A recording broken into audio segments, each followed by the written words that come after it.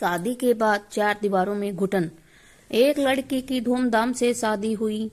वह दुल्हन बनी और दहेज की गठरी के साथ सपनों को साथ लिए ससुराल पहुंची। उसने ख्यालों में जो अपनी दुनिया बसाई थी उसे सच करने का समय आ गया था, मगर उसे क्या पता था कि जिंदगी की हकीकत की तपिश सब कुछ जलाकर राख कर देती है।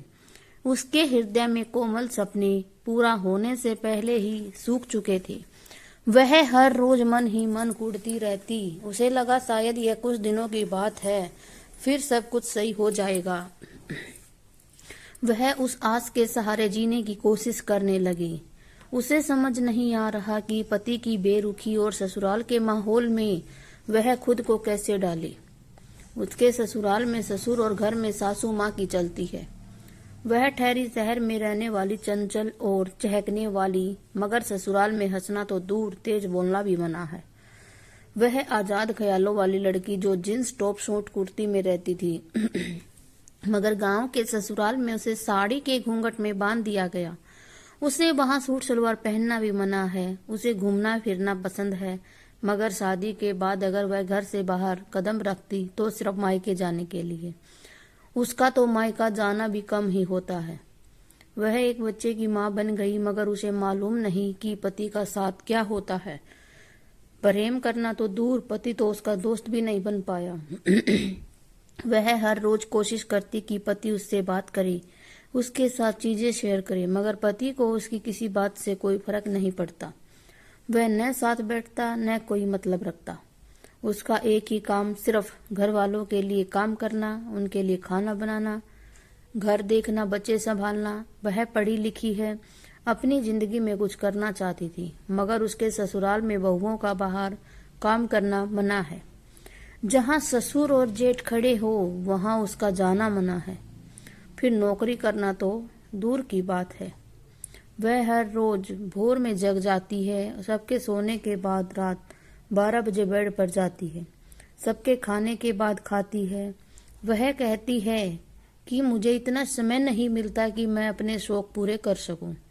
मेरी ज्वाइंट फैमिली है, मगर बच्चे को कोई नहीं देखता। मेरे ऊपर घर की बहू और माँ होने की जिम्मेदारी है।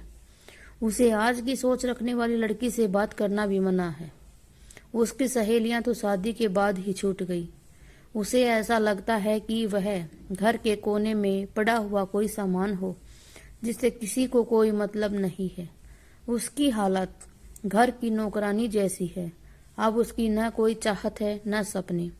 वह कहती है पति को मुझसे और मेरे बच्चे से कोई मतलब नहीं रखते हैं। कई बार तो हमारी 3-3, 4-4 दिन बात नहीं हो पाती। पति कहीं बाहर जाए तो मुझे एक फोन तक नहीं करते। मुझे नहीं पता कि पति का प्यार कैसा होता है। वे मुझे कहीं बाहर लेकर नहीं जाते, घुमाना फिराना तो दूर की बात। वो कहते हैं कि उनको ये सब पसंद नहीं है। वे अपने परिवार में ही व्यस्त रहते हैं। ऐसा लगता है मेरे प्रति उनकी कोई जिम्मेदारी नहीं है। मैं बात करके देख चुकी हूँ, मगर शादी के 4 सालों बाद भी उनका व्यवहार में कोई सुधार नहीं आया है। मैंने मायके वालों को अपनी पूरी कहानी बताई। वो कहते हैं बेटा तुम्हें ही संभालना होगा, हम क्या कर सकते हैं, तुम्हारी शादी हो गई है, तुम्हें ससुराल वालों के हिसाब से रहना होगा। मैं क्या करूं, मुझे समझ नहीं आता। मेरा साथ देने वाला कोई नहीं है, न मायके वाले न ससुराल वाले, सब अब अपनी दुनिया में व्यस्त हैं।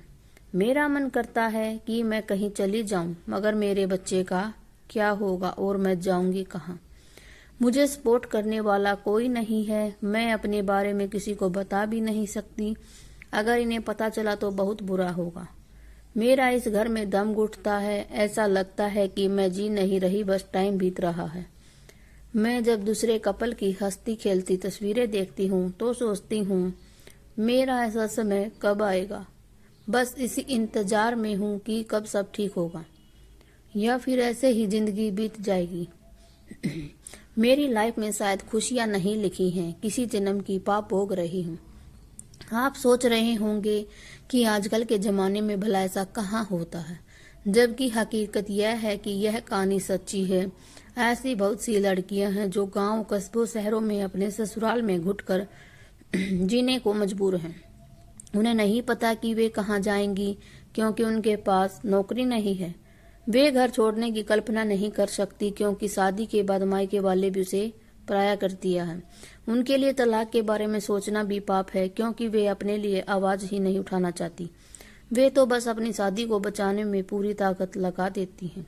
उसके लिए शादी की उन निशानियों को उतारना आसान नहीं जो वे अपने माथे लेकर पैरों की उंगलियों तक सजाए बैठी हैं।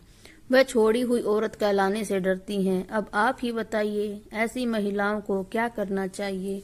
अपनी राय कमेंट बॉक्स में जरूर दें।